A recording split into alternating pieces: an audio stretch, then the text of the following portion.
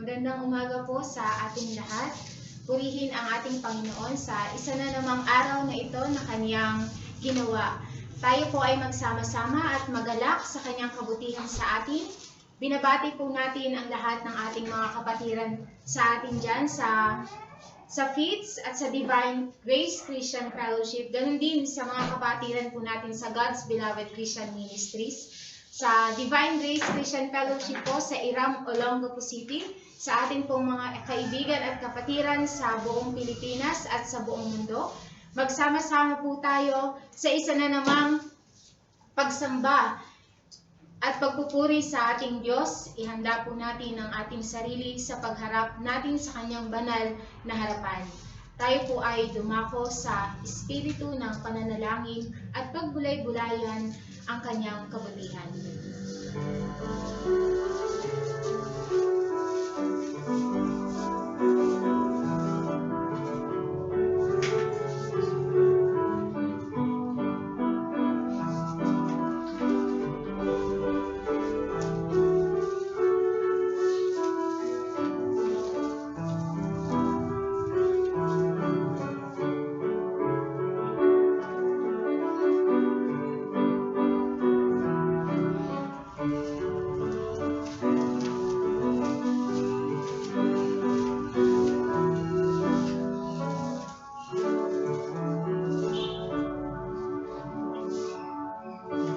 Sabi po sa awit 100, umawit sa kagalakan ang lahat ng mga bansa, si Yahweh ay papurihan, paglingkuran siyang pusa.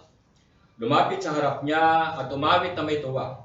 O si Yahweh ating Diyos, ito'y dapat na malaman. Tayo'y Kanya, Kanyang lahat, tayong lahat na nilalang. Lahat tayo'y bayan niya kabilang sa Kanyang kawan.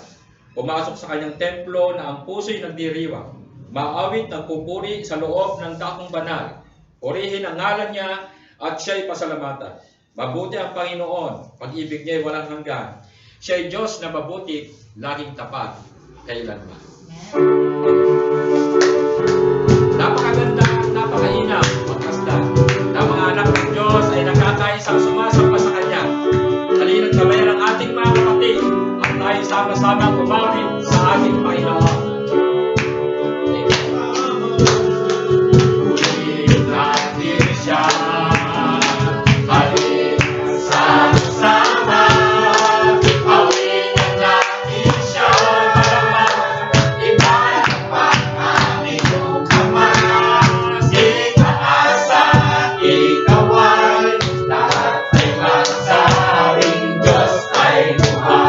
Halina sama-sama.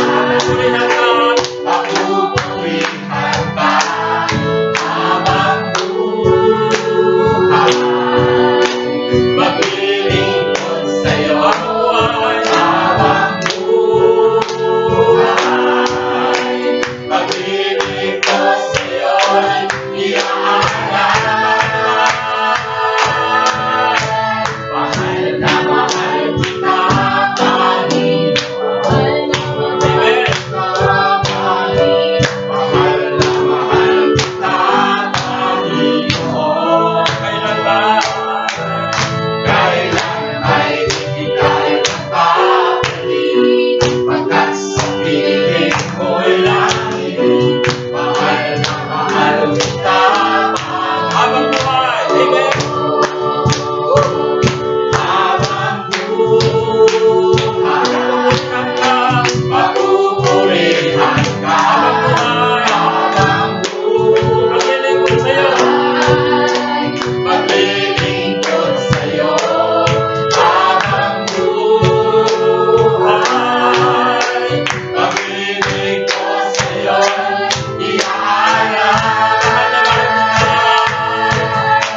Mahal na mahal ka, Panginoon. Amen. Mahal na mahal ka, Panginoon. Kailanman hindi tayo magpapaliw. Kapag sa piling mo'y langit, mahal na mahal ka, Panginoon. Mahal na mahal ka, Panginoon. Mahal na mahal kita, Panginoon. Mahal na mahal. Mahal na mahal kita, Panginoon.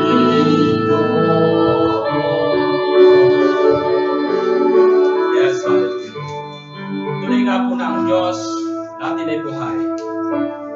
Nakikita niya ang lahat ng bagay sa atin at siya ngayon ay nandito sa ating kalagitnaan.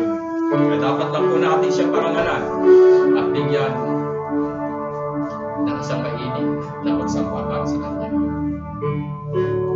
Sa ngalan mo kami magsama-sama, umikilos ka sa aming pagsamba. At sa aming pagdaloy, pagpapalain ang mga buhay namin. Ang mga buhay namin. Kung sa ngalan mo, kami magsama-sama, umikilos ka sa aming pagsamba. At sa aming pagdaloy, pagpapalain ang mga buhay namin. Ang mga buhay namin. Pag-ibig ng Diyos. Yes, Lord. Pag-ibig ng Diyos ay di nagmamahalin. Biyaya niya ay di mawawakas. At ito'y laging bago. At ito'y laging bago. Sa bawat umaga, ang katapatan mo, O Diyos, dakila sa lahat. Ito'y laging bago. At ito'y laging bago. Sa bawat umaga, ang katapatan mo, O Diyos, dakila sa lahat. Dakila sa lahat. Dakila sa lahat.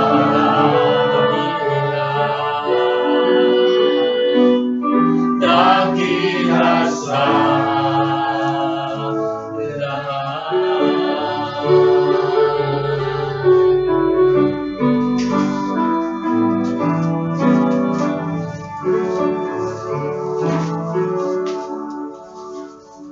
Dakilang Diyos at aming Ama, maraming pong salamat sa umagang ito. Yes. Na kami muli, Panginoon, sa kabila ng mga kaguluhan sa paligid, sa mga sakit, Panginoon. Ngayon, Panginoon, kami sama-sama na nagpupuri at nagpapasalamat sa iyo. Patawarin mo nga po kami sa aming mga kasalanan, mga pagkukulang na nagagawa na hindi nakakasundo sa iyo. Panginoon, sa umagang ito, ihanda mo ang aming mga puso sa araw na ito ng aming pananambahan. Ikaw po ang panguna sa bawat isa sa amin. Ito ang aking samot dalangin sa pangalan ni Jesus. Amen.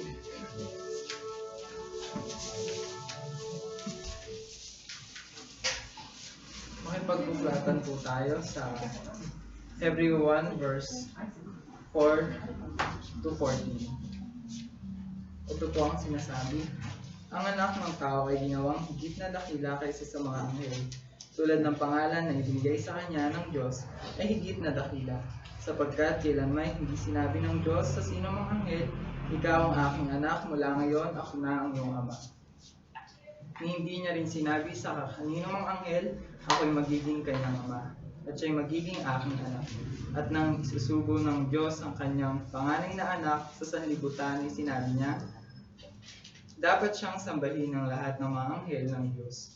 Tungkol naman sa mga anghel, sinabi niya, ginawa niyang hangin ng kanyang mga anghel.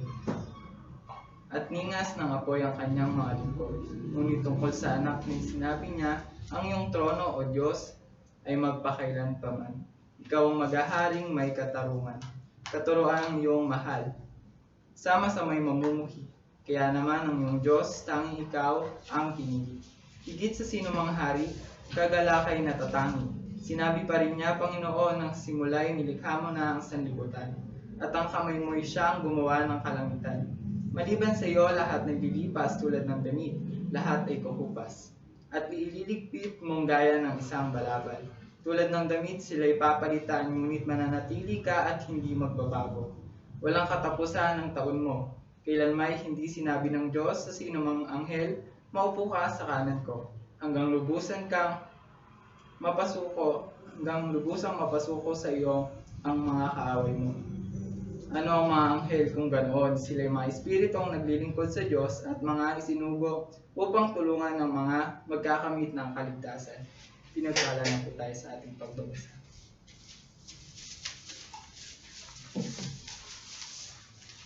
Maaari na po tayong umupo. Magandang umaga po sa ating lahat. Yan. Salamat po sa Panginoon sa isa namang araw na tayo sama-sama sa ating pagsamba sa ating Diyos. No? Ito po ang ikatlo sa serye ng pag-aaral natin sa buong aklat ng Hebreo. Ang unang kapitulo ay naglalaman po ng 14 na talata. Napatunayan natin na may kalaliman ng mga talata ang ating napag-aaralan tungkol sa pagkatao at personalidad ng ating Panginoong Hesus. Ito po ay sinulat upang itaas si Jesus, upang ipakita sa kaniyang mambabasa na si Kristo ay higit na dakila sa lahat. Sa talatang 1 hanggang 3 ay napatunayan natin na siya ay higit na dakila sa mga propeta na ginamit ng Diyos upang ipahayag ang kanyang kalooban sa iba't ibang kaparaanan at sa iba't ibang kapanahunan. Dahil si Kristo ang katuparan ng kautusan at siya ang lubos na kapahayagan ng Diyos. Noong pong nakaraang linggo ay tinalakay natin na higit siyang dakila sa mga anghel ayon sa dalawang katotohanan. At sa umagang nito ay pagkakatuloy ho natin ang pag-aaral natin sa Kapitulo 1, talatang 4 hanggang talatang 14 sa paksang Jesus Christ superior to the angels. Ito po yung ating ikadalawang bahagi. No. At nawa po'y patuloy natin siyang makita sa kanyang maluwalhating kalagayan at maitaas natin ang kanyang pangalan dahil ang buong Biblia ay nagtataas sa kanya. Siya po ang paksa sa lumang tipan at maging sa bagong tipan. Sa Mateo Kapitulo 5, talatang 17 ay ating pong mababasa ang kapahayagan ng ating Panginoon Hesus. Huwag ninyong akalain na parito ako upang ipawalang bisa ang kautusan at ang mga propeta. Naparito ako hindi upang ipawalang bisa ang mga iyon, kundi upang tuparin. Si Jesus ang katuparan ng mga katotohanan ng lumang tipan. Kung wala po si Jesus, hindi natin maunawaan ang lumang tipan. Kaya noong naparito po siya sa lupa, bago siya bumalik ay nagbigay siya ng kaunting panahon upang ipaunawa ang katotohanan ng lumang tipan at ang kaugnayan nito sa kanya. Sa Lucas Kapitulo 24, ay ating pong mababasa ang ganitong sinabi ng ating Panginoon Kristo. Habang kausap ni Jesus ang mga alagad papuntang Emmaus, ay ganito po ang ating mababasa sa talatang 27. Lucas 24:27. At ipinaliwanag sa kanila ni Jesus ang lahat ng sinasabi ng kasulatan tungkol sa kanya, simula sa mga aklat ni Moises hanggang sa mga sinulat ng mga propeta. Mapapansin po natin na ang talatang ito ay nagpapahayag sa tatlong bahagi ng lumang tipan. Ang Biblia po kasi ng mga Hudyo ay nababahagi po sa tatlong tipan. Ang unang bahagi po ay ang tatawag nating ang Torah o ang kautusan ibinigay sa pamamagitan ni Moses. No? At ang ikalawang bahagi po ay ang mga sinulat ng mga propeta. Ang tawag po nila dito ay ang Nevi'im at ang mga kasulatan. ang tawag po nila ay ketubim. Na sinasabi ni Jesus, ang lahat ng ito, ang Torah, Nevi'im at ang ketubim ay tumutukoy sa Kanya. O ang kabuuan ng lumang tipan ay tumutukoy kay Jesus. Sa talatang 44, pagkatapos ay sinabi niya pa rin, ganoon pa rin po sa Lucas 24:44, ito pong sinabi ni Jesus, ito ang tinutukoy ko nang sabihin ko sa inyo, noong kasama pa ninyo ako, dapat matupad ang lahat ng nasusulat tungkol sa akin sa kautusan ni Moses, sa aklat ng mga propeta at sa aklat ng mga awit. Sino mang tao, maging Hudyo o Hintil, ay hindi pwedeng makaunawa ng lumang tipan na hindi sa umagitan ng ating Panginoong Jesucristo. Kaya po sinansala ng ating Panginoon ang mga tagapagturo ng kautusan at kanyang sinabi sa Juan Kapitulo 5, talatang 39. Ganito po kanyang sinabi, sinasalisip nyo ang mga kasulatan sa pag-aakalang doon ninyong matatagpuan ng buhay na walang hanggan. Ang mga kasulatan iyon ang nagpapatotoo tungkol sa akin.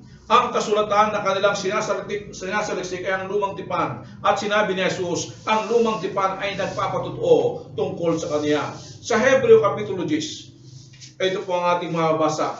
Kaya't sinabi ko, ako'y narito, O Diyos, upang sundin ang iyong kalooban, ayon sa sinasabi ng kasulatan tungkol sa akin. Paksa po ng lumang tipan ang tungkol kay Kristo. Subalit ang detalye nito ay naganap sa bagong tipan. Si Jesucristo ang paksa, ang katuparan, ang larawan, ang hinulaan sa lumang tipan.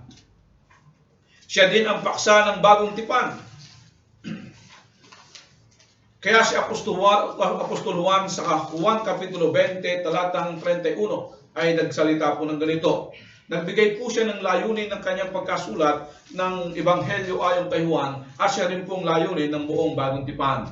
Dito po ating mabasa sa Juan Kapitulo 20, talatang 31. Ngunit ang nakasulat dito ay sinulat upang kayo sumampalataya na si Jesus ang Kristo, ang anak ng Diyos, at sa mga pananampalatayang iyon ay magkaroon kayo ng buhay sa pamamagitan niya. Makikita po natin na ang luma at ang bagong tipan ay may parehong paksa. No? The person and work of Jesus Christ. Kaya mapapansin po natin, gaano man kadikit o kasigasig ang mga Hudyo sa kanilang paniniwala sa kautusan o sa lumang tipan, ay nahihirapan sila na unawain ang layunin nito.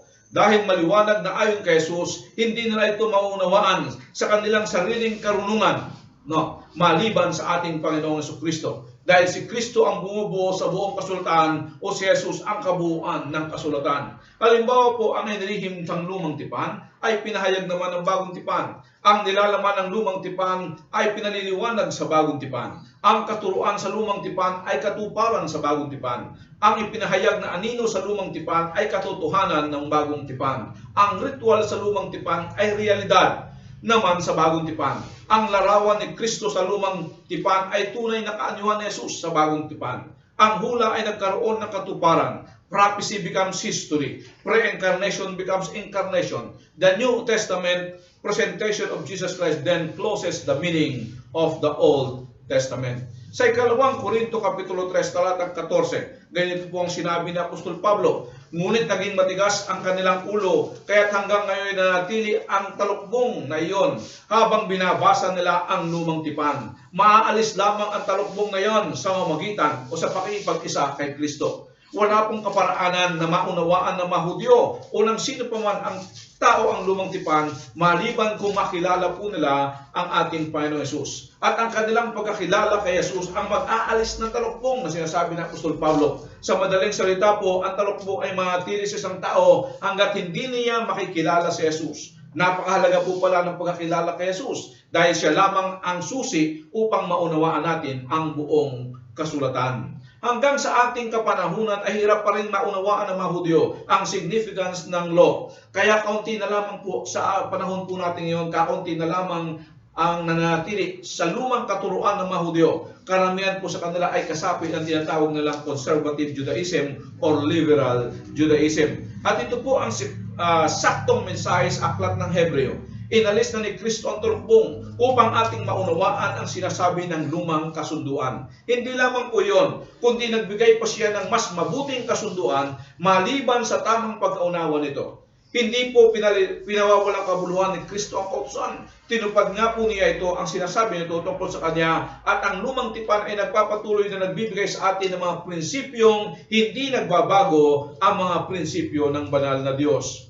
Marami na pong bahagi ng lumang tipan ang naganap na o natapos na. Halimbawa, ang mga forma ng pagsamba, simbolo ng pagsamba, larawan ng pagsamba, types of mga ritual ay natapos na. Lahat ng ito ay naganap na ni Jesus. Ang lahat po ng bahagi ng pagsamba nila sa lumang tipan ay ito po ay nagbibigay ng anino sa ginawa ng ating Panginoong Jesucristo.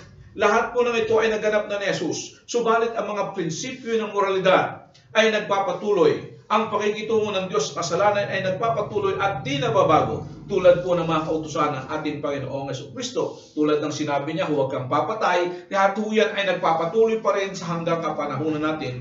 Dahil po yan ang mga moralidad na batas na ibinigay po ng Diyos atin. At sa aklat na ating pinag-aaralan ay pinatutunayan ng manunulat ang mga bagay na ito. Napag-aralan din natin last week na ang kautusan ay binigay sa kanila ng mga anghel, na ang mga anghel na kanilang binibigyang paggalang ay mga nilikha lamang at mga tagapaglingkod at nagbibigay ng karampatang pagsamba sa Diyos. Na ang sinasabing tagapamagitan ng lumang kautusan ay sumasamba kay Jesus. Ang lumang kautusan pang ito ang nagpapatuto na si Jesus nga ay higit na dakila sa mga anghel. Kaya po sa talatang 4 ng Hebreo Kapitulo 1 ay at ganito po ang ating mababasa. Ang anak ay ginawang higit na dakila kaysa sa mga anghel, tulad ng pangalan na ibinigay sa kanya ng Diyos ay higit na dakila. Yan po ang basic proposition ng argumento tungkol sa ating Panginoong Kristo. Sa mga talatang ito ay nais ipakita ng manunulat na si Jesus ay higit na dakila sa mga anghel.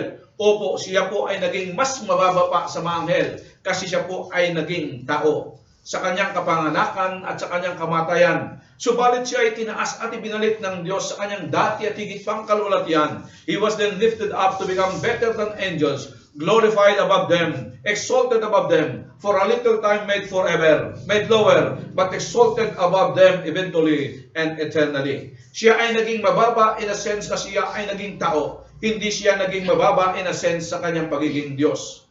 Kaya po sa mga talatang ito ay mayroon tayong 5 katotohanan, no, kung bakit siya higit na dakila sa mga anghel. Ang unang dalawa ay natalakay natin. Ano nga po yung unang dalawa? Kung natatandaan niyo pa po last week, ang unang dalawa, bakit siya dakila sa mga anghel? Dahil siya ay binigyan ng pangalan higit sa lahat ng pangalan. Pangalawa, siya ay sinasamba ng mga anghel. At tatalakayin po natin ang huling tatlo. Pangatlo, siya ay dakila sa kanyang kalikasan. Pang-apat, siya ay dakila sa kanyang pangwalang hanggan. At sa panglima, siya ay dakila sa kanyang kapalaran or destiny. As a review, siya po ay binigyan ng pangalang higit sa lahat ng pangalan. Ano nga po ang binigay na pangalan sa kanya ng Diyos? Natatandaan niyo po ba? Ano po ang pangalang ibinigay sa kanya ng Diyos?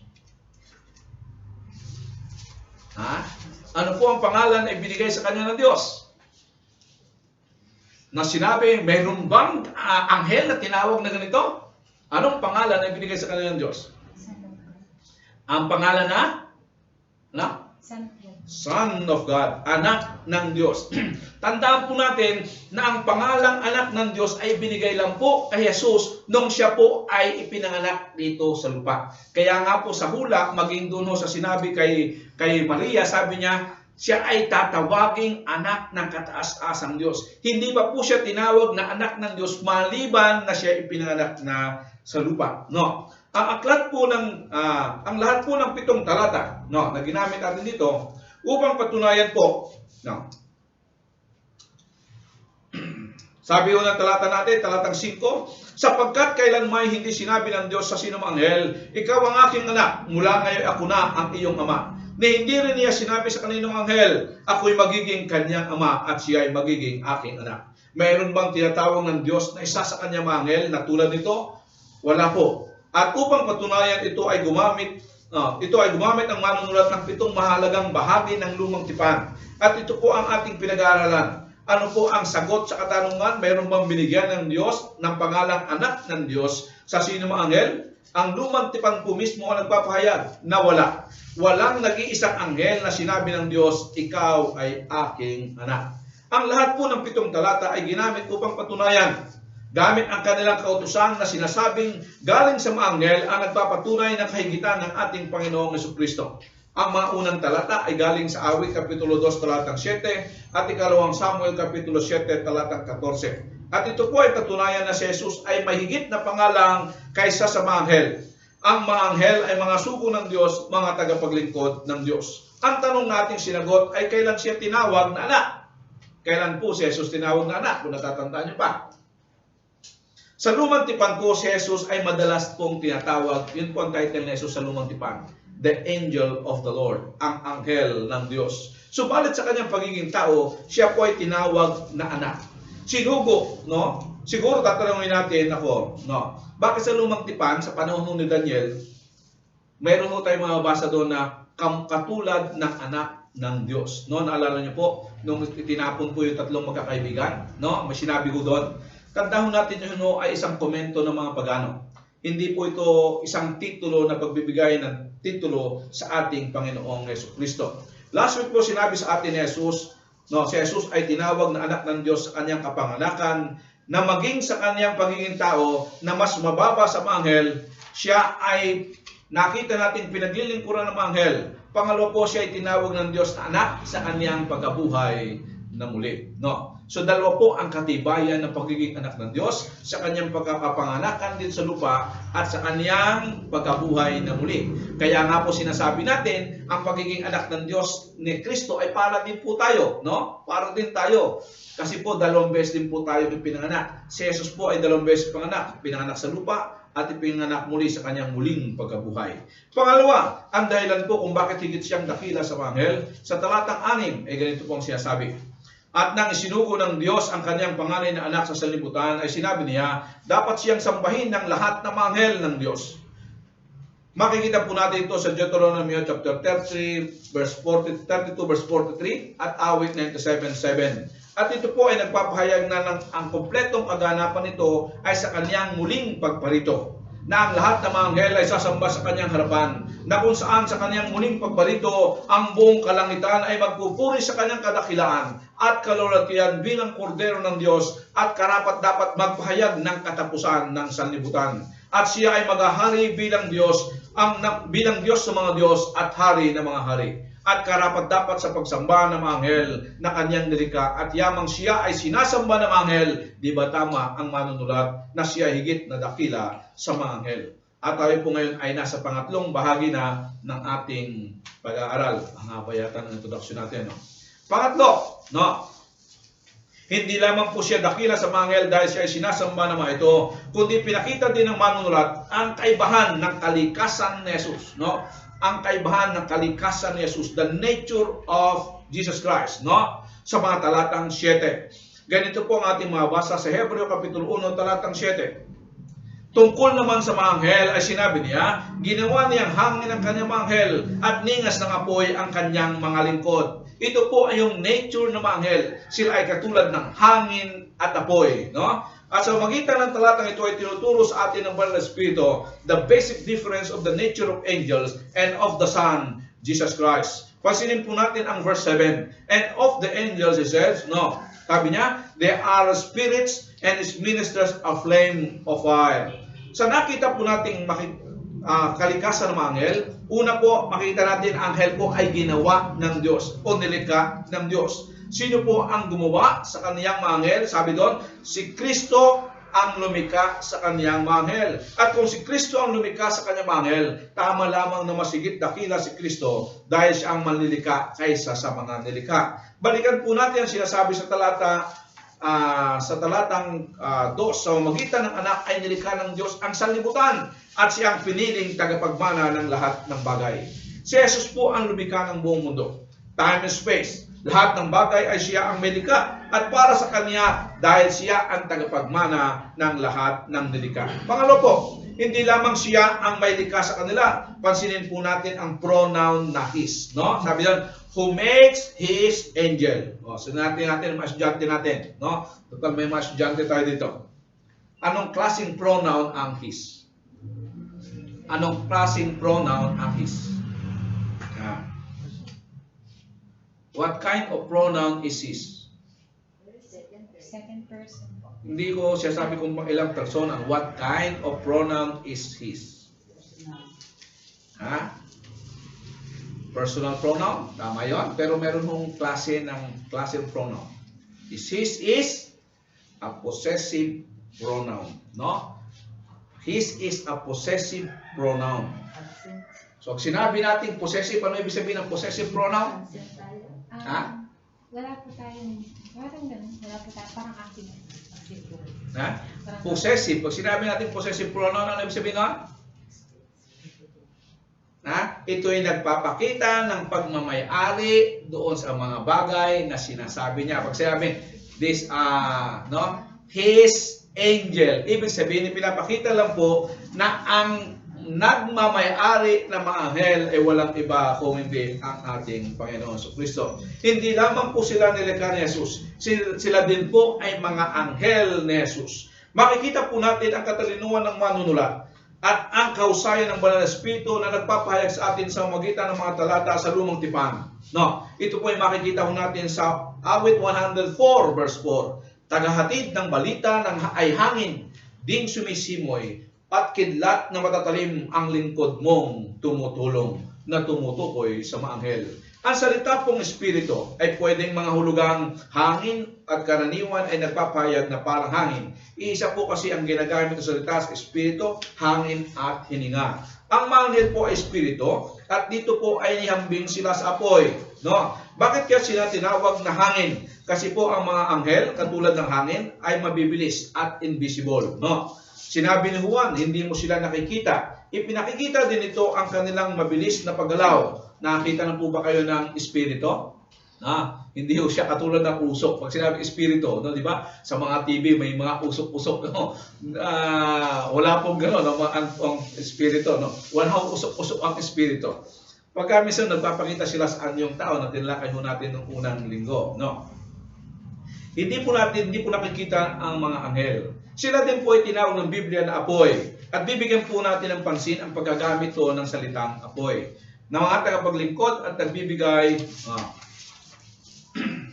hindi lamang po sila mabilis sa kanilang pagkilos, bagkos makapangyarihan sila upang matupad ang mga bagay na ipinagagawa sa Kanya ng Diyos. Kapag nabasa po natin ang apoy, kadalasan po ito ay konektado sa banal na paghukom o paghatol ng Diyos. At makikita natin na ang mga anghel ay mga tagapagpatupad ng paghatol ng Diyos. Isa pong maliwanag na halimbawa ay sa Genesis chapter 19. No? Ito po ang may kaugnayan sa paghatol ng Diyos sa Sodoma at Gomora sa kapanahunan po ni Abraham upang mailigtas si Lot sa paghatol ng Diyos. Pansinin natin, Genesis chapter 19 verse 12 hanggang, subukan natin basahin hanggang 22. Ganito po ang sinasabi. Genesis 19, 12 to 22. Sinabi ng dalawang panauhin kay Lot, magmadali ka, isama mo ang lahat ng iyong mga anak at iba pang kamag-anak na nakatira sa lungsod na ito. Umalis na kayo dito, sapagkat gugunawin na namin ang lungsod na ito. Pinakinggan ni Yahweh ang mabibigat na sumbong laban sa mga taga-Sodoma at pinapunta kami ni Yahweh upang wasakin ang lungsod na ito. Kaya't pinuntahan ni Lot ang mga mapapangasawa ng kanyang mga anak na babae at sinabi sa kanila, umalis na kayo agad sapagkat wawasakin ni Yahweh ang lungsod na ito. Ngunit akala nila ay nagbibiro lamang si Lot. Talatang 15. Na magbubukang liwayway na, inapuran ng anghel si Lot, magmadali ka na, umalis na kayo ng iyong asawa, mga anak, nang hindi kayo madamay sa pagkawasak ng lungsod. Nag-aatubili pa sana si Lot, ngunit habag ni Yahweh. Halos kalad ka rin na sila ng mga lalaki palabas ng lungsod. Pagkatapos isa sa mga anghel ay nagsabi, iligtas ninyo ang inyong sarili, huwag kayong lilingon o hihinto sa libis. Magtago kayo sa kaburulan para hindi kayo mamatay. Ngunit sumagot si Lot, huwag na puroon, Ginoo. Napakalaki na ng utang ng loob ko sa inyo. Napakabuti ninyo at iniligtas ninyo ako. Ngunit napakalayo po ng kaburulan. Baka hindi na ako makarating doon ng buhay. Hindi ba maaring doon na lamang sa maliit na bayan iyon? Oo, sige, doon na kayo magpunta at hindi ko wawasakin ang bayan iyon. Ngunit magmadali kayo, hindi ko may tutuloy ang gagawin ko hanggat wala kayo roon. Ang mga anghel ho ay makapangyarihan. Sila ho ang ginagamit ng Diyos sa pagbibigay ng kanyang kahatulan. Sila po ang sumunog sa Sodoma at sa Gomora. No? Sila po ang nagpadala ng apoy sa Sodoma at Gomora. Narito ang mga dalawang anghel. Alang-alang kay Abraham ay pinadala sa Sodoma upang iligtas si Lot at magawad ng parusa sa mga taga-roon. Sila ang nagpaulan ng apoy. Naalala niyo po ang asawa ni Lot? Dahil po sa hindi nila pagsunod sa bilin ng mga anghel na huwag lilingon, iisa lang naman ang batas. No? Isipin nyo, iisa lang naman ang batas ay binigay ng mga anghel. Ano ang batas? Huwag kang bawal ang lumingon. No, bawal ang lumingon. No.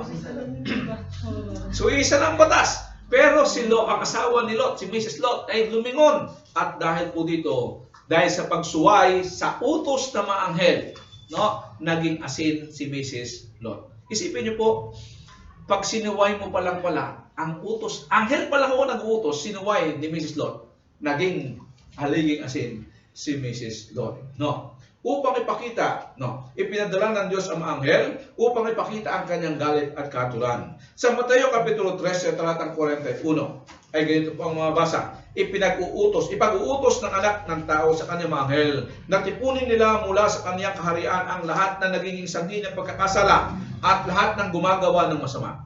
Ihahagis nila ang mga ito sa lumalagablab na pugon, at doon ay mananangis sila at magangalit ang kanilang mga ngipin.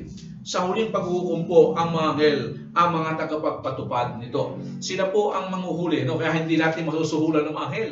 Sila manghuhuli sa lahat ng gumagawa ng kasalanan, at sila magtatapon sa mga ito doon sa dagat-dagatang apoy. Pasinin po muli natin ang kagaugnayan ng anghel kay Jesus sa talatang ating nabasa sa Mateo. Susuguin niya ang kanyang mga anghel.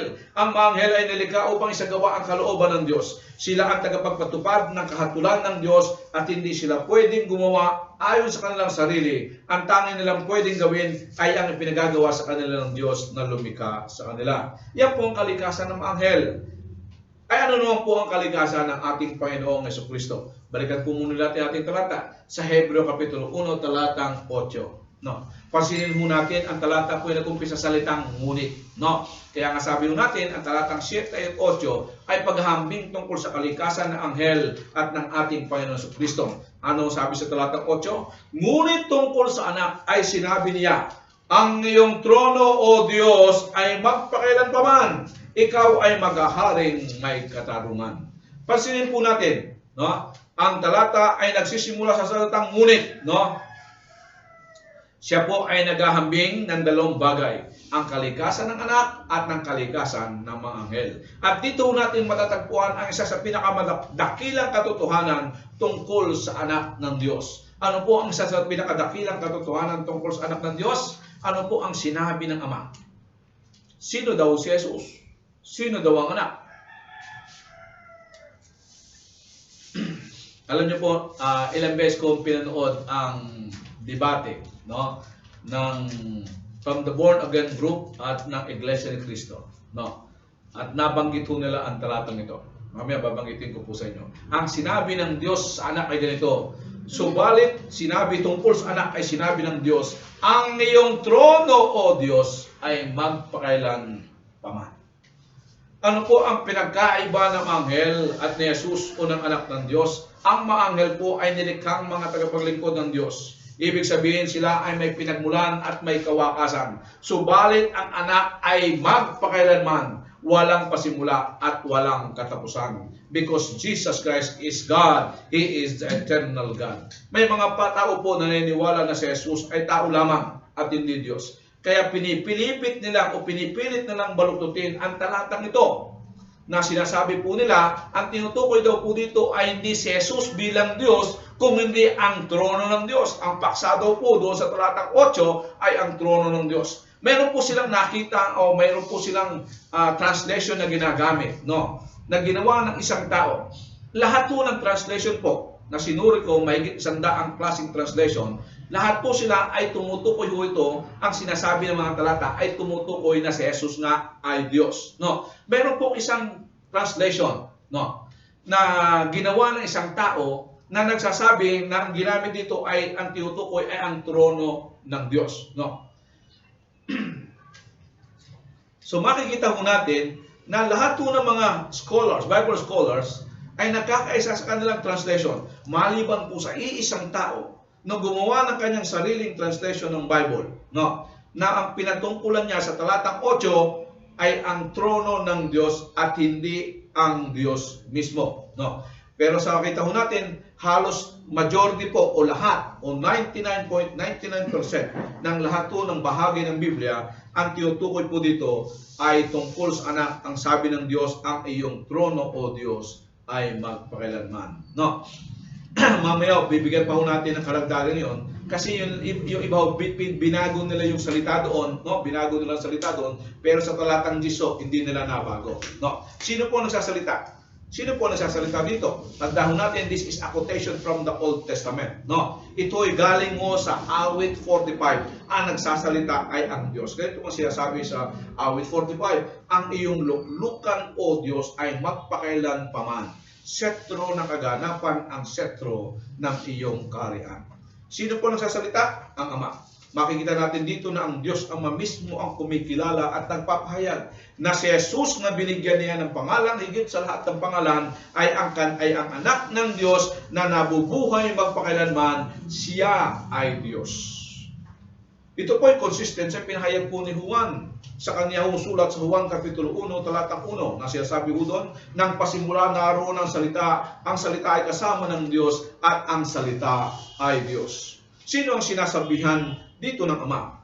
Walang iba po kundi ang anak. Ang anak ng Diyos, ang ating Panginoon Kristo, ang pinatutungkulan ng Ama na kanyang sabihin, ang iyong trono, O Diyos, at ay magpakailanman. Ito po ay consistent din sa pagkaunawa po ng mga Hudyo.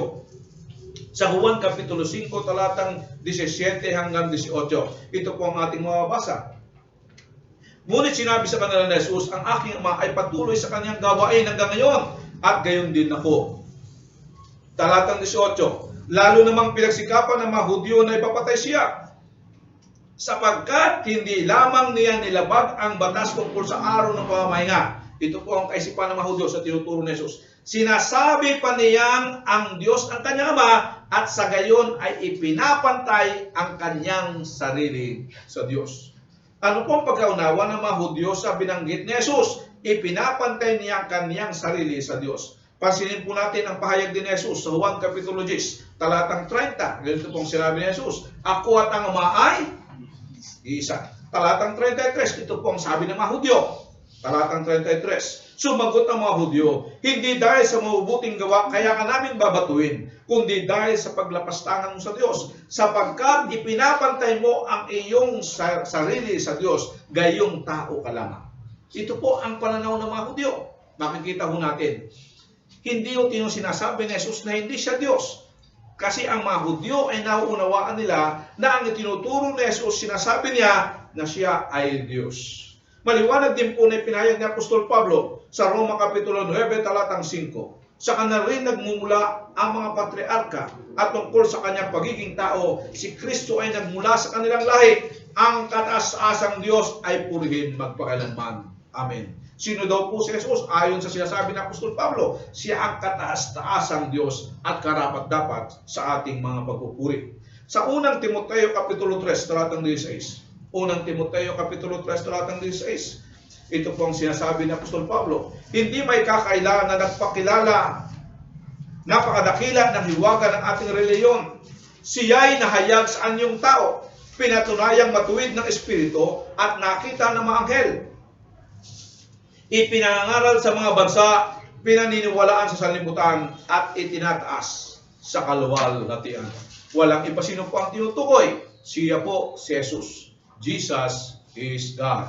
Si Jesus ay Diyos. Sa Tito Kapitulo 3, talatang 13, ay ganito po ang ating mababasa sa sinulat ni Apostol Pablo. Tito Kapitulo 2, talatang 13. Habang hinihintay natin ang pinagpalang araw na ating inaasahan, ito ang araw na mahayag ang kaluwalhatian ng ating dakilang Diyos at tagapagligtas na si Yesu Kristo. Sino daw po si Jesus? Siya daw po ang ating dakilang Diyos at tagapagligtas. Sa unang Juan Kapitulo 5, talatang 20, ito po ang sinabi ni Apostol Juan, at nalalaman nating naparito na ang anak ng Diyos ay binigyan niya tayo ng pangunawa upang makilala natin siya ang tunay na Diyos at tayo nasa tunay na Diyos sa kanyang anak na si Yesu Kristo. Siya ang tunay na Diyos at buhay na walang hanggan. No? Napakahalaga po ng mga talata nito. Kaya kung meron mo kayong mga Biblia, markahan nyo po sa inyong mga talata yan sa panahon noon na pag-uwi ninyo. Kaya naman ay meron kayong kausap na nagsasabing si Jesus po ay hindi Diyos. Ito po ay magagamit po natin bilang katibayan. No, bilang katibayan na ang Biblia ho ay punong-puno ng mga ebidensya na nagtuturo na si Jesus ay Diyos. No, buksan po natin muli ang atin pong mga Biblia sa Hebreo Kapitulo 1, talatang 8. Balikan po natin. Sabi dito, Thy throne, O God, is forever and forever. Ang iyong trono, O Diyos, ay magpakailanman. Ikaw ay maghaharing may katarungan. Mayroon po siyang tronong magpakailanman. Mayroon din po siyang sceptro, no? Ang simbolo ng kaniyang paghahari, no? A scepter of righteousness is the scepter of thy kingdom. Now, where is the eternal throne forever and ever? The eternal God, alam po ba natin na si Yesu Kristo ay naghahari sa walang hanggan? Jesus rules eternity from the beginning until the end. Ang anak ay tinutukoy na Diyos ng kahariang walang hanggan. Napakamakapangyarihang ebidensya mula mismo sa bibig ng Diyos tungkol sa pagiging Diyos ni Jesus na hindi lamang po siya isang Diyos, kundi isang walang hanggang hari ng katarungan, sa walang hanggang kaharian. Siya po ay naghahari na may katarungan, may katuwiran at may kabanalan. Sa talatang ito ay bumalik ang manunulat sa anak sa kanyang pagiging tao. Sa talatang 9, katarungay iyong mahal sa masamay na mumuhi. Kaya naman ang iyong Diyos, tang ikaw ang pinili. Higit sa sino mang hari, kagala kang natatangi. Ano po siya sabi? Narito po ang kabilang bahagi ng kanyang kadyusan. Hindi lamang po siya tunay na Diyos, siya din po ay totoong tao. Tunay na tao, kaya siya ang anak ng Diyos sa panganakan at sa pagkabuhay na maguli. Napakagandang talata dahil ito po ay nagpapahayag ng tungkol sa pagiging tao ni Jesus. Katarungay iyong mahal at sa masamay na mumuhi. Sa mga salitang ito ay nagpapahayag hindi lamang ng mga gawa ni Jesus, kundi pati ang motibo ni Jesus sa paggawa ng mga bagay. Hindi lamang po siya gumagawa ng may katuwiran o kabanalan, kundi minamahal niyang gumawa ng mga bagay. Sana ganun po din po tayo. No? Ilang beses na po ba tayo mga Kristiyano na gumagawa ng walang pagmamahal o gumagawa ng walang kasiyahan? Kadalasan nga po, gumagawa tayo dahil tayo ay napipilitan lamang na gumawa. Kasi ano kaya ang iisipin nila sa akin? Ano kaya ang sasabihin nila? Napipilitan tayong gumawa ng mabuti o matuwid kasi may nakakikita o may nakatingin sa atin. Pero si Jesus po, mahal ni Jesus ang paggawa ng katuwiran at katarungan at dapat bilang mga alagad niya na maghaharing kasama niya, maging bahagi ito ng ating buhay. Ang pagmamahal sa paggawa sa Diyos, ang pagmamahal sa paglilingkod sa Diyos. Mahalaga sa Diyos ang ating motibasyon sa paggawa at diyan niya tayo hahatulan ayon sa nilalaman ng ating puso sa ating paggawa. Kaya nga ibinigay ng Diyos ang summary ng buong kautusan sa salitang pagmamahal. Maliwanag po itong pinatunayan ni Santiago, Kapitulo 1, talatang 17. Ang lahat ng mabuti na kaloob ay buhat sa Diyos, buhat sa Ama na lumikha ng mga tanglaw sa kalangitan. Hindi siya nagbabago o nagdudulot ng bahagyamang dilim dahil sa pagbabago. Yan po ang halimbawa ng katuwiran ng walang pagbabago o hindi nagbabago. Sa unang Juan Kapitulo 1, talatang 5, ito po ang ating mga basa. Ito ang aming narinig sa kanyang anak at ipinahayag naman namin sa inyo. Ang Diyos ay liwanag at walang anumang kadiliman sa kanya. Kailanman ang Diyos ay di nagbabago sa kanyang katangian. Siya po ang kabuuan ng liwanag. Siya ay nabubuhay sa liwanag. Sa kanya ang perpeksyon na kabanalan. Si Jesus ay Diyos na nagmamahal sa katuwiran at namumuhay sa kasamaan. Ang salita pong kasamaan or iniquity ay lawlessness. Ibig sabihin, no, ang kasamaan daw po ay paglabag sa batas ng Diyos. Ulitin ko po, ang kasamaan daw po ay paglabag sa kalooban ng Diyos. Ang standard ng Diyos ay ang kautusan na kanyang ibinigay, no? Dahil ang batas ay refleksyon ng kabanalan ng Diyos at mahal ni Jesus ang kautusan, no? Sa Diyos hindi pwedeng magkasama ang kabutihan at kasamaan. Subukan niyo pong mag-scramble ng itlog. Sino ho ba sa inyo marunong mag-scramble ng itlog? Ha? Alam ko karaniwan ulam nung ECQ ay itlog, no? Halimbawa po, meron ho kayong 12 itlog. Yung 11 po ay matino, isa ay bugo. No. At in-scramble ho natin yung 12 itlog yun. Ano kaya ang lasa ho ng itlog? Kahit gaano po karami yung hindi, yung matinong itlog at samahan mo ng isang bugok. No. Bugok pa rin ang lasa ng lahat ng itlog. Gayon din po tayo. No. Gayon din po tayo, napakalaga ho yung pagmamahal sa katuwiran at sa pag-iwas sa kasalanan. No. Kung tayo po ay naka Jesus, manatili tayo sa liwanag. Mamuhay tayo sa liwanag at mawawalan tayo ng panlasa sa kadiliman. At para po mangyari iyon na mahalin natin ang katuwiran, ang pinagmumulan ng katuwiran ay ang salita ng Diyos. Kaya nga po sumulat ang mga awit, ganito po siya sabi sa awit 119 verse 97. Awit 119:97. O ang iyong mga utos ay tunay kong iniibig, araw-araw sa maghapon ay siya kong iniisip. Ulitin ko, no? Ang iyong utos ay tunay kong iniibig, araw-araw sa maghapon ay siya kong iniisip. Kaya po kung babasahin mo natin, ang sumulat po ng awit, no, ay isang mature na Kristiyano. Isa pong mature na Kristiyano. Bakit sinabi natin mature na Kristiyano? Kasi sino ho ba ang Kristiyano na araw-araw ay nagsasaliksik ng salita ng Diyos? Sino ho ba na sabi nito, araw-araw sa maghapon ang siya kong iniisip? Di ho ba yung mature na Kristiyano? Ang iniisip lagi ay ang salita ng Diyos. Hindi natin pwedeng sabihin, I love righteousness, but I like sin also. Hindi natin masasabi na mahal natin ang Diyos at hindi tayo sumusunod sa kanyang mga utos. Kung saan mayroong totoong pag-ibig sa Diyos, naroon din at totoong pag-ibig sa katuwiran ng Diyos. Kaya nga po sabi ng Panginoon sa Matthew 6:33, unahin niyo muna ang kanyang kaharian at ang kanyang katuwiran. Dahil maliwanag na mahal ni Jesus ang katuwiran at galit siya sa kasamaan. Makikita natin ito sa kanyang buhay, sa tugon niya sa tukso, sa paglilinis sa templo, sa kanyang kamatayan sa krus. At habang tayo ay nagiging kahawig ni Kristo, mas lalo po natin makikita ang ating sarili na mas minamahal natin ang katuwiran at kabanalan at mawawalan tayo unti-unti ng gana sa kasalanan.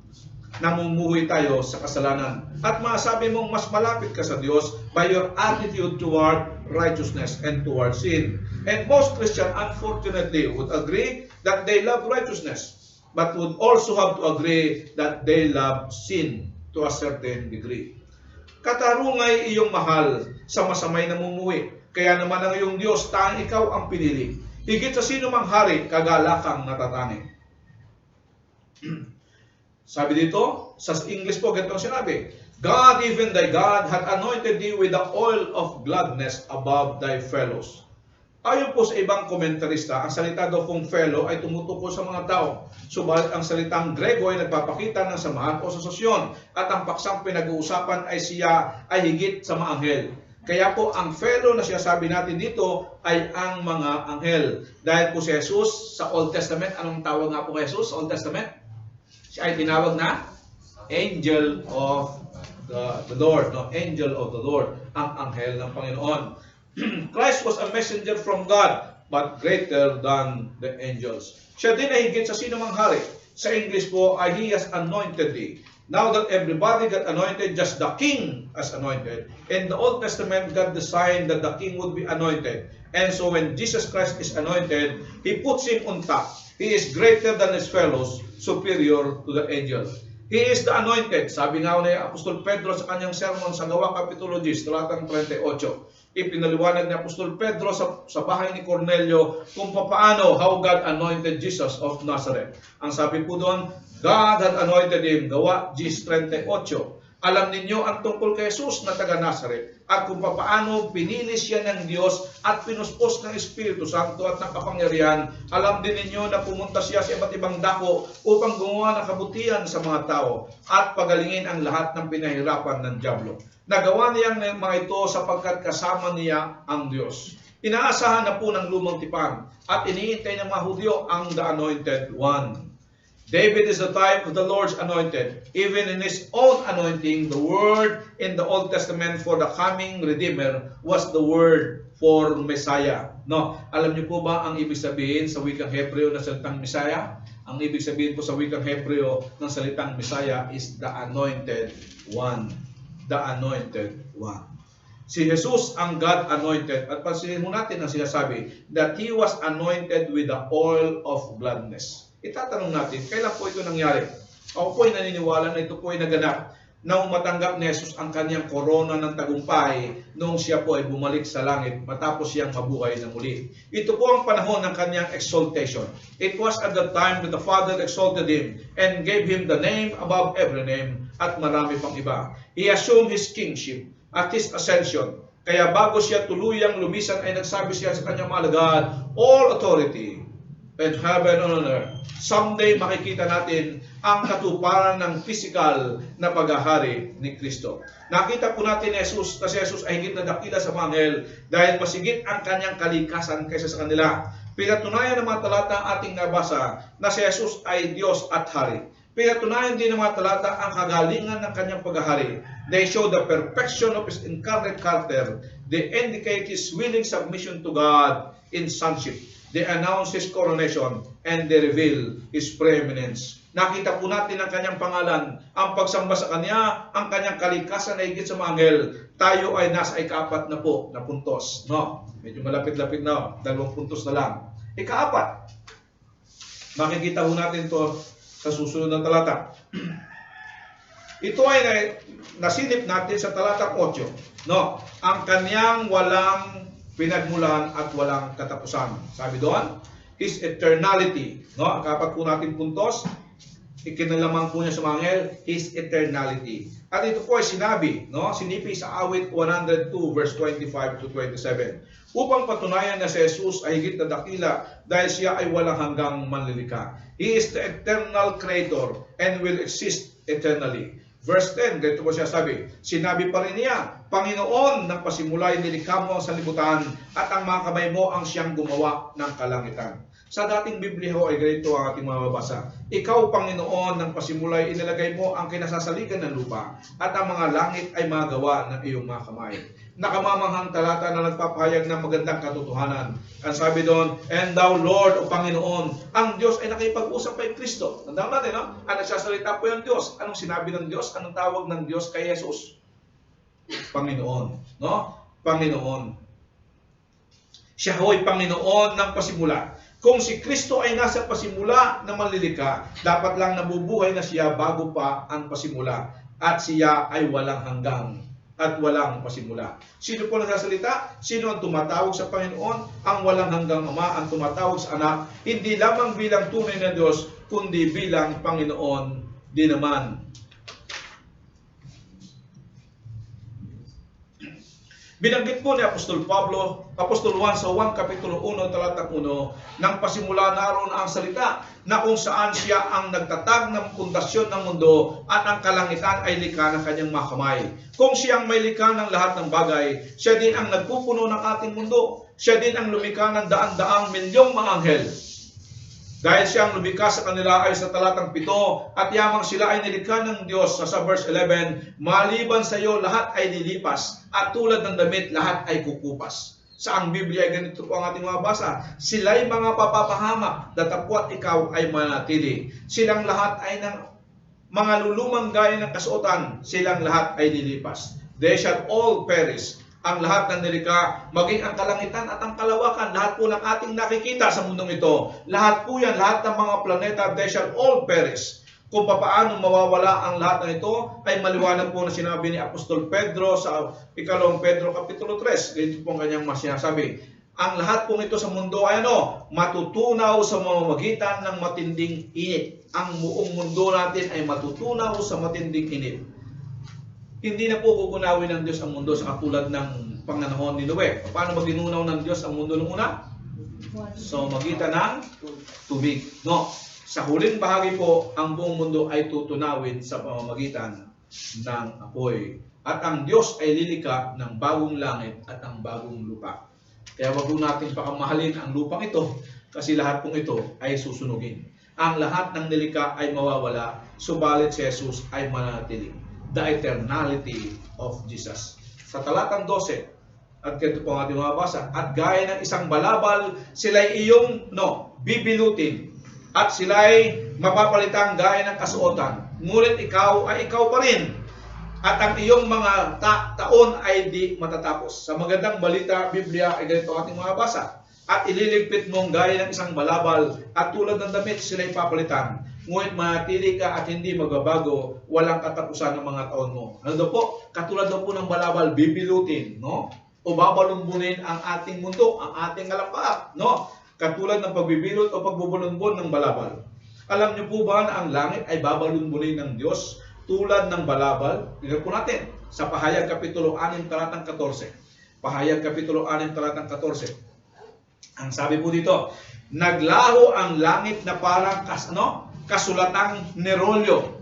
No? Tama ho, sinasabi naman ng Hebreo. No? Naglaho daw ang langit na parang kasulatang nerolyo at nawala sa kanilang dating kinalalagyan ang mga bundok at mga isla. Saan po kayo sila napunta? Kailan po ito mangyayari? Ito po ay mangyayari sa panahon ng kapigatian o tribulation. At ang Panginoong Hesus po ang magdideklara nito. Ang buong sanlika ay mawawala, mawawasak. Maliwanag po itong ipinahayag ni Apostol Juan sa kanyang pangitain sa Pahayag Kapitulo 8. No? Subaybayan niyo po at babasahin mo natin yung 7 trumpeta. Pahayag Kapitulo 8 sa panahon ng paghihip ng 7 trumpeta. Pasinin po natin simula sa talatang 7. Ito po ang ating mabasa. Hinipan ang unang anghel at ang kanyang trompeta at umulan ng batong yelo. No? Alam mo sa description no, sa Hebreo ng batong yelo daw po ito. Ang minimum daw po na timbang nito ay 60 kilos. No? Siguro, hindi ko lang alam paano mabagsakan ka ng 1 kilo na lang na yelo. No? No? No? Umulan ng batong yelo at apoy. No? Magkasabay yung yelo at apoy. At may halong dugo. Nasunog ang 2 bahagi ng lupa, ang 2 bahagi ng mga punong kahoy, at lahat ng sariwang damo. Unang pa lang po yan, unang trompeta pa lang. 2 bahagi ng lupa ay nasunog. No? Tingnan natin, sunod. Talatang 8, hinipan ng 2 anghel ang kanyang trompeta at bumagsak sa dagat. Ang isang parang malaking bundok na nasusunog. Naging dugo ang 2 bahagi ng dagat. Mamamatay ang 2 bahagi ng mga nilalang naroon at nawasak ang 2 bahagi ng mga sasakyan ng dagat. May likan Diyos sa 1/3 ngayon. Puro 1/3. Talatang 10. Hinipan ang 2 anghel ang kanyang trompeta at nahulog mula sa langit ang isang malaking bituing nagliliyab na parang sulo at bumagsak sa 2 bahagi ng mga ilog at mga bukal. No? Ang bituin ay tinatawag na kapaitan. Kaya lahat po ng tubig, sariwang tubig ay pumait. 2 bahagi ng tubig ay pumait. At maraming tao ang namatay pagkainom nito. Verse 12. Hinipan ay 4 na anghel ang kanyang trompeta. At napinsala ay 2 bahagi ng araw, ang 2 bahagi ng buwan, at ang 2 bahagi ng mga bituin. Kaya't nawala ang 2 bahagi ng kanilang liwanag. Nagdilim ang 2 bahagi ng maghapon at walang tumanglaw sa 2 bahagi ng magdamag. Yan po ay ilan lamang sa magaganap kung kailan po at papaano mawawasak ang mundong ito. Yan po ang maliwanag na paliwanag kung papaano mangyayari ang sinasabi sa talatang 11. Ngunit ang sabi po ng Biblia, si Jesus ay mananatili. Ang mundo po natin ito ay lilipas. Si Jesus po ay mananatili. Si Jesus ay hindi nilikha kaya hindi siya kasama sa mga mawawala. He is eternal. He is immutable, which means He never changes. Jesus Christ is the same yesterday, today, and forever. Kaya ang paghahambing ay sa mawawala at di mawawala, sa permanente at di permanente, sa pansamantala at sa pangwalang hanggan. Ang iniisip nating permanente, halimbawa, trabaho natin, negosyo natin, relasyon natin, ambisyon natin, o mga bagay na meron tayo, anumang nasa mundo, lahat po ng iyan ay pansamantala at lahat ng nahuhumaling sa mga bagay na iyan ay pansamantala lang din lamang. Lahat ng iyan ay lilipas, mawawala, tulad ng nabit, maluluma at masisira. Subalit ang sabi ng manunulat, subalit ikaw, O Diyos, ay mananatili. Ito ang kapahayagan ng Diyos kay Kristo. Siya ay mananatili. At ang lahat po ng sumasampalataya kay Kristo ay mananatili ding katulad ng kanyang Diyos na sinasampalatayanan. Muling lilikha ang Diyos ng isang bagong langit at bagong lupa at doon tayo mananahan na kasama niya sa magpakailanman. All men come and go, worlds come and go, stars come and go, angels are subject to decay. As the fall of angels indicate, Jesus Christ never changes, is never subject to change, is never subject to alteration. He is eternally the same, and thus He is superior to angels in title, in worship, in eternity, and finally in destiny. Verse 13 and 14. No? Huling puntos po tayo. Gising na. No?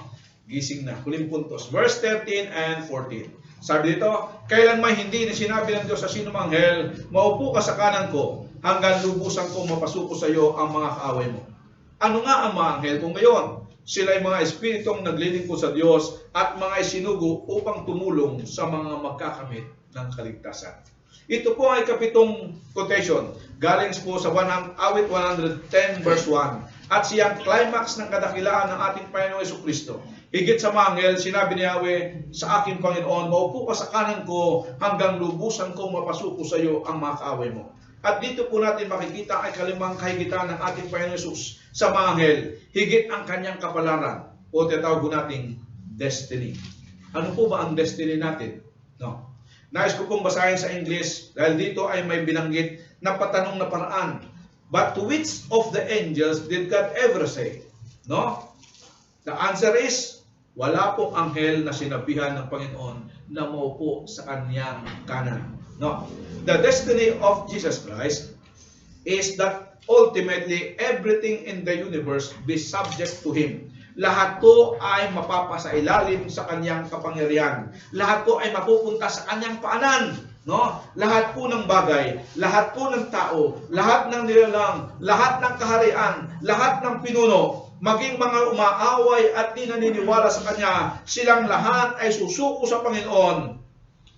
Na sa pangalan ni Jesus, ang lahat ng tuhod sa ibabaw ng lupa, nasa lupa at nasa ilalim ng lupa ay luluhod sa pangalan ni Jesus. Wala pong exempted. Sa plano ng Diyos at tiyak na mangyayari at malapit na, ang ating Panginoon ay maghahari sa buong sanlilikha. Sabi po sa unang Korinto Kapitulo 15, talatang 23 hanggang sumusunod, ganito pong sinasabi, ngunit ang bawat isa ay may kanya-kanyang takdang panahon. Si Kristo ang pinakauna sa lahat, pagkatapos ang kay Kristo sa panahon ng pagpalito niya. At darating ang wakas, kapag naibigay na ni Kristo ang kaharian sa Diyos Ama, pagkatapos niyang malupig ang lahat ng paghahari, pamahalaan at kapangyarihan. Sapagkat si Kristo ay dapat maghari hanggang sa malupig niya at lubusang mapasuko ang kanyang mga kaaway at sa kauli-hulihan.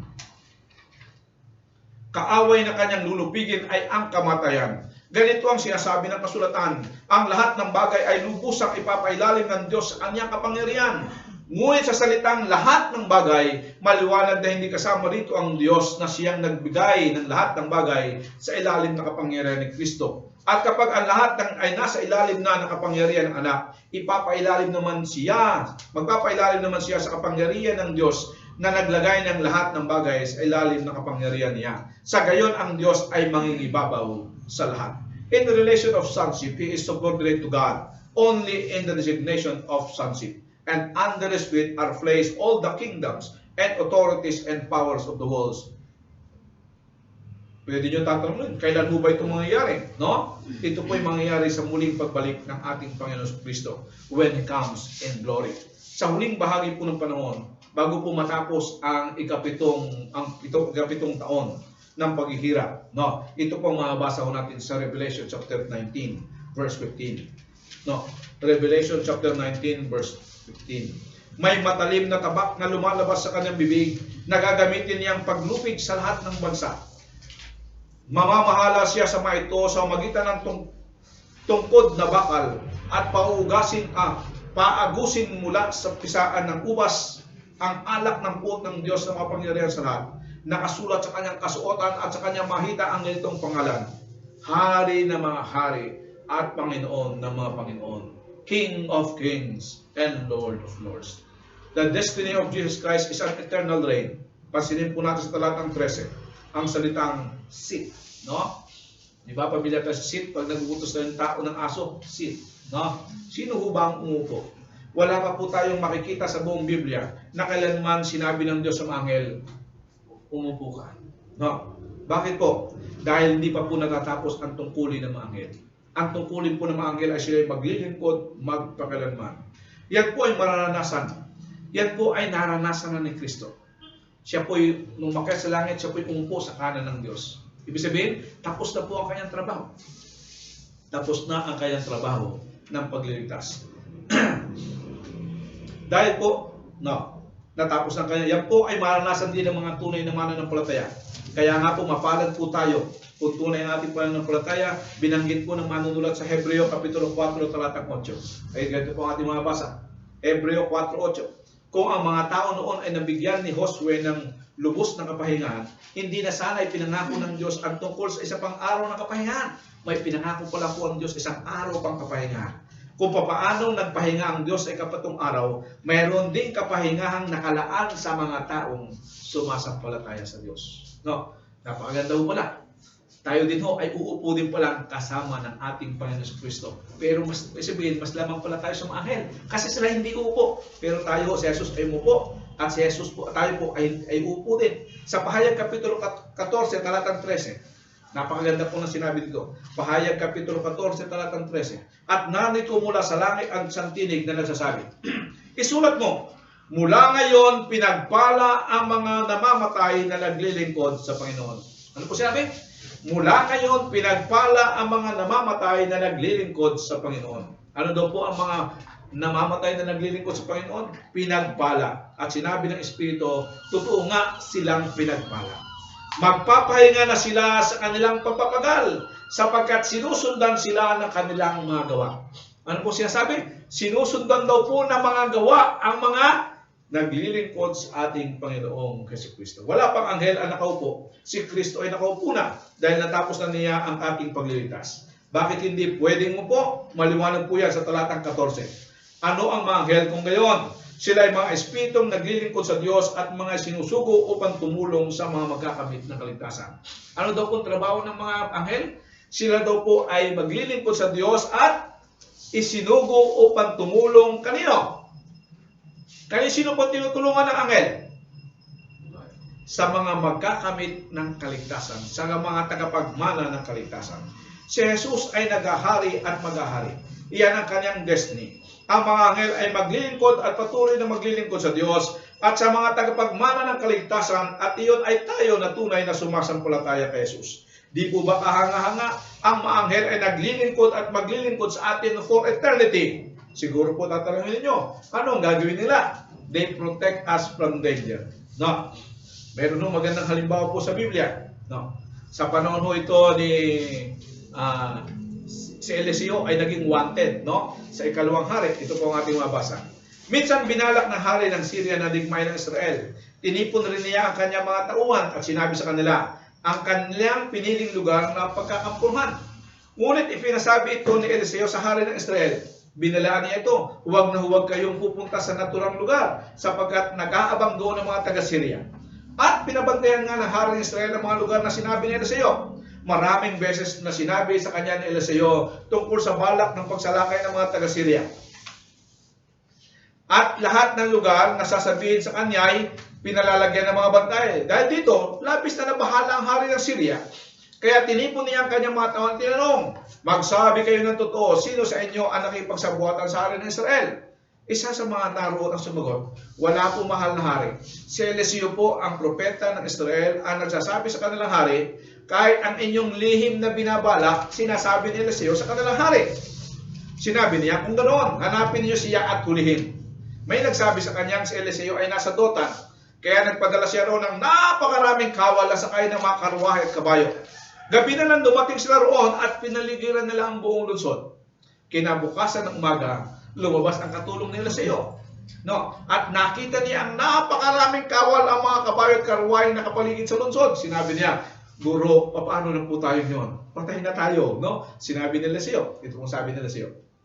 Huwag kang matakot. Mas marami tayong kakampi kaysa kanila. Mas marami nga humang kakampi sila sa iyo. Ito mo sabi sa talatang 17. Siya ay nanalangin. Yahweh, buksan po ninyo ang kanyang paningin nang siya ay makakita. Pinakinggan ni Yahweh ang kanyang panalangin at nakita ng katulong ni Eliseo na ang mga bundok ay punong-puno ng mga kabayo at karwaheng apoy na nakapaligid kay Eliseo. Sila po ang mga anghel ng Diyos. Sino po ang hukbong mas marami sa kalaban? Sila yung hukbo ng mga anghel. Iniingatan nila, inililigtas sila sa pangapanganib ang mga tagapagmana ng kaharian ng Diyos. Sila ang humila kay Lot sa kanyang pamilya palabas ng Sodoma. Sila rin ang nauna sa kuweba ng mga leon bago pa ihulog si Daniel. Pinatikom nila ang bibig ng mga leon. O anong dakilang katotohanan? Ang mga anghel ay mga tagapaglingkod ng Diyos at patuloy silang maglilingkod habang panahon maging sa mga tagapagmana ng kaligtasan. Napatunayan ng manunulat na tunay ngang si Jesus ay dakila kaysa mga anghel dahil siya ang Mesiyas, ang sinugo ng Diyos. Siya ang Diyos na nagkatawang tao. Siya ang tagapamagitan ng bagong tipan. Sa mga talatang ating nabasa sa unang kapitulo, talatang 1 hanggang 14, nakita po natin na pinutunayan ng manunulat ang personalidad at gawa ng ating Panginoon. Nakita po natin na si Jesus sa kanyang pagiging Diyos, taglay ang dakilang pangalang higit sa lahat ng pangalan. Siya ay tinawag na anak, Panginoon at Diyos. Nakita din po natin ang kanyang dakilang gawa. Siya ang lumikha ng buong mundo, nangangalaga sa buong mundo, nangangasiwa at nag-aalis ng kasalanan ng buong mundo. Nakita din natin ang kaniyang makadiyos na katangian or attributes. He is omniscient, He is omnipotent, He is unchanging, and He is eternal. Nakita din natin ang kanyang karakter. Siya ay makatarungan, mapagmahal sa katwiran, banal at totoo. Siya ay karapat-dapat na bigyan ng makadiyos na pagsamba. Ulitin ko po, siya po ay karapat-dapat na bigyan ng makadiyos na pagsamba ng lahat ng nilalang. Ang tugon po ng iba ay ano? At iyan din po ang nasa isip ng manunulat. May mga tutugon na parang baliwala.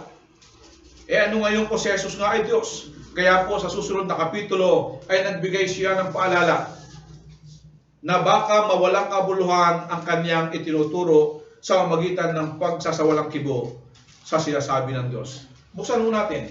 Nabibigyan ko ng kaunting introduction ang ikalawang bahagi ho natin na tatalakayin sa susunod na linggo. Kapitulo 2, talatang 1 hanggang 2. Ito po ang ating mababasa. Kaya nga dapat lalo nating panghawakang mabuti ang mga narinig natin. Ano daw po? Ang paalala, panghawakan nating mabuti ang mga narinig natin upang hindi tayo maligaw. Kasi po, pag hindi nyo pinahawakan ang chapter 1, maliligaw tayo ng landas. Ang mensaheng pinahayag sa magitan ng mga anghel ay napatunayan totoo. Ano po yung mensaheng pinahayag sa magitan ng mga anghel? Ang lumang tipan. Ito ay napatunayan totoo. At sino mang lumabag o hindi sumunod dito ay tumatanggap ng kaukulang parusa. Ang sino mang sumuway sa kalooban ng mga anghel ay pinarurusahan. Ano po ang gustong sabihin ng manunulat? Kung ang Diyos ay nagnanais ng mabuting pagtugon at nararapat na pagsunod sa magitan ng kautusan na ibinigay sa kanila sa magitan ng mga anghel, ano kaya ang inaasahan ng Diyos na tugon sa mensaheng dala ng ating Panginoong Jesucristo?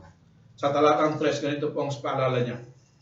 Gayon din naman, papaano tayo makakaiwas sa parusa kung hindi natin pahalagahan ang napakadakilang kaligtasan ito? Ang Panginoon ang unang nagpahayag ng kaligtasan ito at ang mga nakarinig sa Kanya ang nagpatunay sa atin na ito ay totoo. Ano po ang tugon na inaasahan ng Diyos? Panghawakan natin ang katotohanan ng salita ng Diyos upang hindi ito mawalan ng kabuluhan sa ating buhay. Ano po ang kahalagahan sa iyo ngayon kung nalaman mo na si Jesus ay dakila? Siya ay Diyos at Panginoon na nagmamahal sa kautusan at namumuhay sa kasamaan. Siya ay darating bilang hari ng mga hari at Panginoon ng mga Panginoon. Handa ka na bang harapin siya? Masumpungan kaya niya tayong tapat sa Kanya, loyal sa Kanya at dinadakila siya. Tayo po ay magbulay-bulay sa harap ng ating Diyos at hilingin natin sa Kanya na mangusap siya sa atin at ipaunawa sa atin ang nararapat nating tugon sa mensaheng ito. Tayo po ay sumandaling manalangin sa ating Panginoon.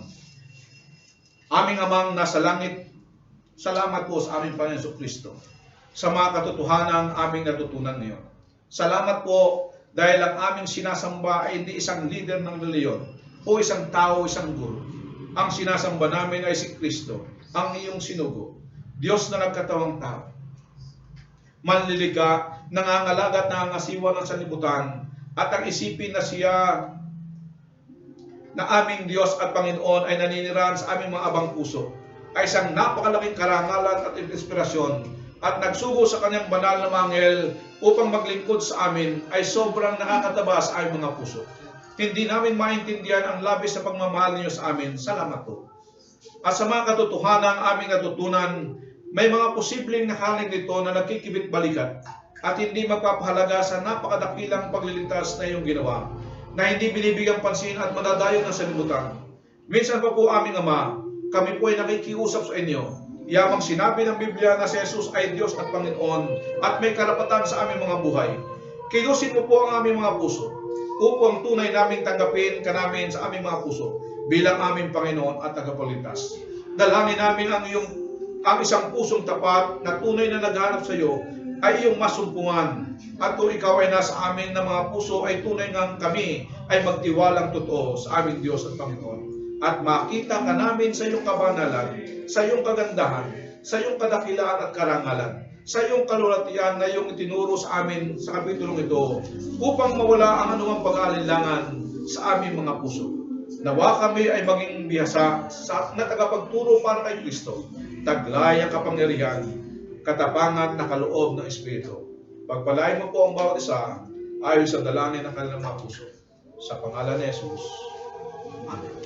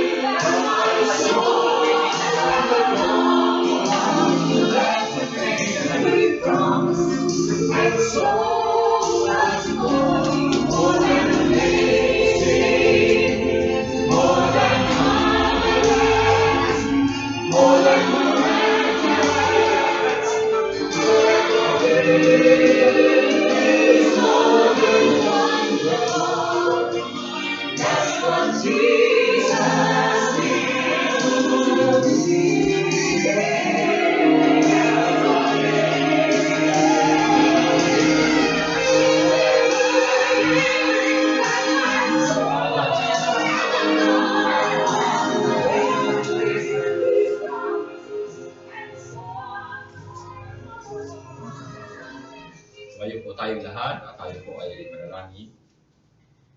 Panginoon, maraming salamat po sa mga mensahe na siya mong pinarating sa amin sa umaga nito. Salamat po sa kabutihan niyo po sa amin dahil kayo po ang aming Diyos na buhay at tagapagligtas. Kayo po ang siyang Alpha at Omega na siyang patuloy naming hinahantay, Panginoon, na siyang sasalubong sa amin, Panginoon. At para kami, Panginoon, ay parangalan. Salamat po sa lahat po ng mga paalala mo sa amin.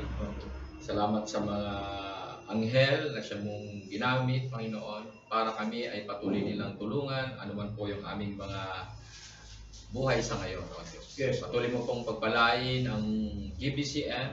Ikaw po ang manguna sa bawat pamilya, Panginoon, na siya mong kinalaga sa iglesia ito. At patuloy mong ingatan kami, Panginoon, sa lumalaganap na coronavirus. Yes. Ikaw po ang patuloy na mag-ingat sa bawat miyembro po ng aming pamilya. Opo. At dalangin din namin, Panginoon, maging yung pag-uwi ni Alpha bukas, Panginoon, Kabanatuan to San Jose. Lord, ingatan mo po kami at makarating po siya ng maluwalhati. Yes. At makapagsimula po ulit siyang makapagtrabaho, Panginoon, sa Opo. Diyos. At dalangin din namin, Panginoon, ang lahat po ng mga pangailangan ng sino man sa amin. Yes. Malapit po kami na patuloy mo po itong ipagkaloob at nawa, Panginoon, huwag mo kaming pagkulangin sa anumang bagay Opo. upang kami, O Diyos, ay patuloy na lalong makapaglingkod at maitalaga ang aming buhay sa inyo. Yes. At patuloy mo pong pagpalain din lahat po ng aming mga trabaho, kabuhayan, business, Panginoon, na meron po kami ngayon. Umaasa po kami na kailanman, Panginoon, hindi niyo po kami iiwan, hindi pababayaan. Yes. At lalong-lalo na, Panginoon, ang aming mga manggagawa, O Diyos. Salamat po at patuloy namin silang nilalapit din sa inyo, patuloy mo silang pagpalain sa kanilang buhay. Opo. At naway palawigin mo ang mga salita mo na siyang patuloy nilang itinuturo, Panginoon, sa amin. At patuloy mo itong gamitin, Panginoon, para sila man din, O Diyos, ay lalo ding mapalapit at lumago rin sa inyo. Yes. At kaya, Lord, dalahin namin, Panginoon, maging ang sambahang ito na siya namin ginagamit, Panginoon. Ikaw po ang patuloy na magpala nito at naway sumainyo ang katiwasayan at yung kapangyarihan upang patuloy na maranasan namin, Panginoon, ang kapayapaang galing sa iyo. Yes. Kaya, Lord, salamat po at ingatan mo po kami sa aming pag-iwahiwalay ngayong umagang ito. Nawa, Panginoon, kayo po ang siya naming maitaas at pabigyan po namin ng karangalan Yes. sa aming mga buhay. Sa Kanya na makapag-iingat sa inyo upang hindi kayo magkasala at makapagharap sa inyo ng walang kapintasan at may malaking kagalakan sa Kanyang kalwalhatian. Sa isang Diyos na ating tagapagligtas sa pamamagitan ng Jesucristo Panginoon natin, sa Kanyang kapurihan, Amen. karangalan, kadakilaan at kapangyarihan, magmula pa nung una, ngayon at magpakailanman. Amen.